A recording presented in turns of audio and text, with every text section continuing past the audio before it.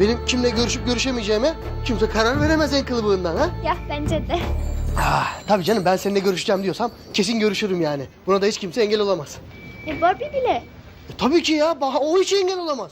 Sonuçta annem değil ki. Alt tarafı kız arkadaşım. Ya demek alt tarafı kız arkadaşın orada ya.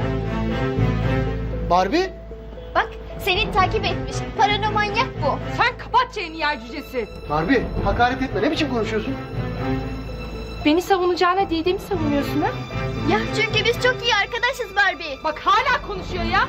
Kızım sen belanı mı arıyorsun? Gamze sakin ol ya, konuşabiliriz. Ne konuşacağız ya ne konuşacağız? Senin yalanlarını mı yoksa bu adi mahluğun oyunlarını mı? Gamze doğru dürüst konuş. Ne biçim konuşuyorsun sen ya? Konuştuklarına dikkat et biraz. Ya demek öyle. Hem Didem'i savunuyorsun hem yalan söylüyorsun öyle mi? Güzel. Ama buraya kadar.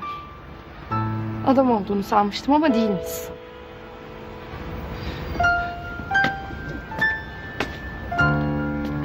Artık yoksun benim için.